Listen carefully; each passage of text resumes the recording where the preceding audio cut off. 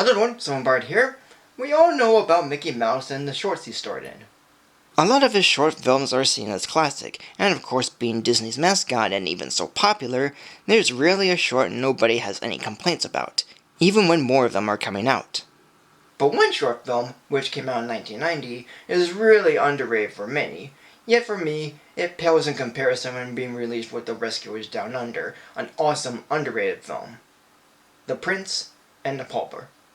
The short film was based on the book of the same name by Mark Twain, and Disney had done another version of the story but as a made-for-TV live-action movie back in 1962, which is rare to find.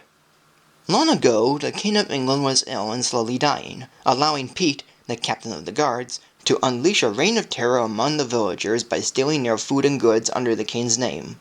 But during this time, Mickey Mouse, Pluto, and Goofy were striving to live their lives as Mickey dreams of living like a king. But in his attempt to get Pluto back who went into the castle, Mickey is let in being mistaken for the prince, who looks like Mickey but with a British accent, and is bored of being in royalty.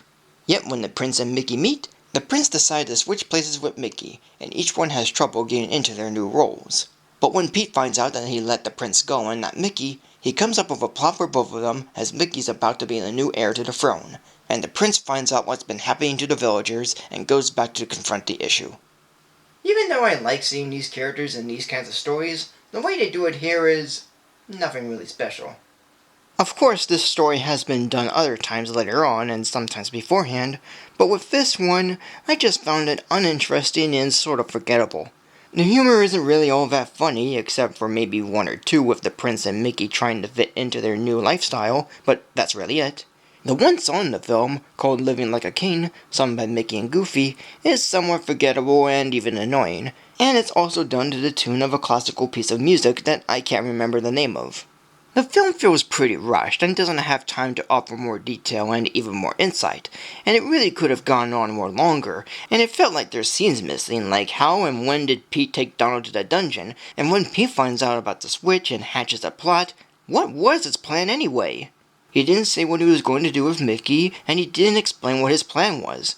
All it comes down to is showing Mickey being crowned king and making it part of Pete's plan, but it's never fully explained. It's all just too vague. Even more so, how did the king not realize what's going on and wasn't even told about it?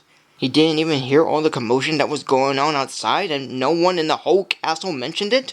And yes, I know he's dying and doesn't want to be disturbed, but come on, somebody in the castle has to know what's happening and call out on it. But then, Pete's own comeuppance isn't satisfying as he barely told what he did. And even in a kingdom full of anthropomorphic characters, those trumpeters are definitely human, and they're the only ones around. And since this is all full of classic Disney characters, where on earth are Minnie and Daisy? They didn't make an appearance in the entire short, and they should.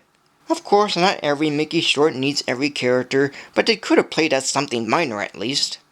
And the actors providing the voices are good, but are a bit of saving grace. Wayne Allwine voices Mickey Mouse and the Prince.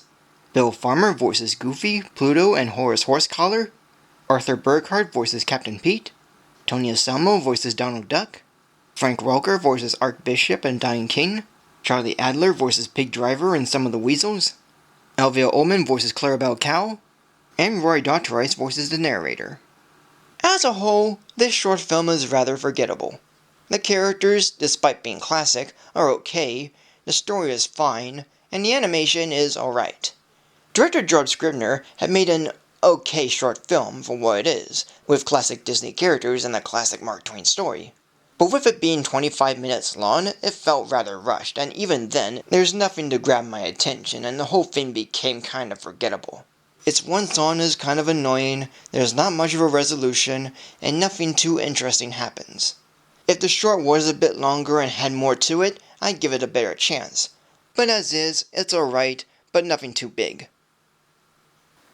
So today,